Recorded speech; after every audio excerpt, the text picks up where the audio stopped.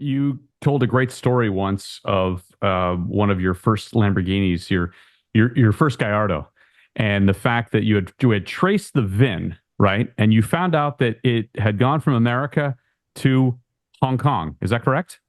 Correct. Yeah. So that was one of the things that popped up with when I would put all the VINs out there for all the cars that I'd had. Somebody else had Googled it and realized that the car had been exported to Hong Kong. I found out that another Land Rover had gone to Russia, one had gone to Puerto Rico, and the guy found me and asked me, "Is there any way to make it stop leaking oil?" I said, "No, it's a Land Rover. They stop when they're empty." But I thought that it was so much fun to be able to see where these cars pop up at different shows and different events and things like that. And, today, probably, at least once a week or once a month, I go through all the cars that I've sold on the VINWiki app just to click through and see where they've shown up, how many more miles they've got on them, and, if they've got modifications and things like that. To me, that's always fun. Yeah, that's the story of it, isn't it? It's the Yeah. it's the story of what you once owned, or as a friend of mine used to say, you're only ever renting. But once owned, and now it's on to someone else's story too, which is probably what makes VinWiki so successful, isn't it? I think that's what makes the app successful, and the YouTube channel in the same regard, is that, that now it's like it almost feels like you can trip across any street corner and get run over by a Lamborghini, which is a very, very different reality than I grew up at, and it's still a special thing. But the difference in, I bought the car that Paris Hilton, Britney Spears, and Lindsay Lohan got photographed in, a McLaren SLR that Paris owned and got repossessed and got a DUI in, and all this craziness that happened with it, that I think, at least by social media impressions, is the most famous McLaren ever made. That's a Oh, very different car than a nicer, lower mileage, immaculate history Mercedes McLaren SLR. And I think that makes them fun. We've seen in the past that Steve McQueen's cars would bring two or three times what they should have, or cars with immaculate, cultural history, or cars that were in amazing races or won great things.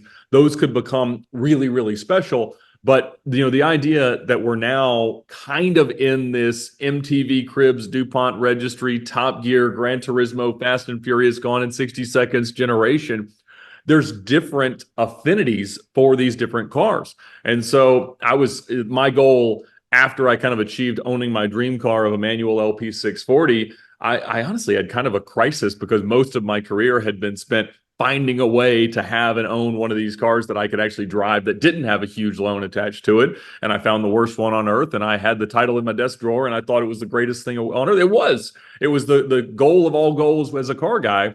But I think that, I needed another one to chase. And so years ago, I decided, you know what, I'm going to try to find a way to buy a Bugatti Veyron. And, this was a car that kind of came out when I was most impressionable as a car enthusiast growing up. And it won everything. And it was the first $1 million car. And I'm like, I don't know how I'm going to afford one, but one day I will. And through building up car credit and things like that, I was finally able to a few months ago.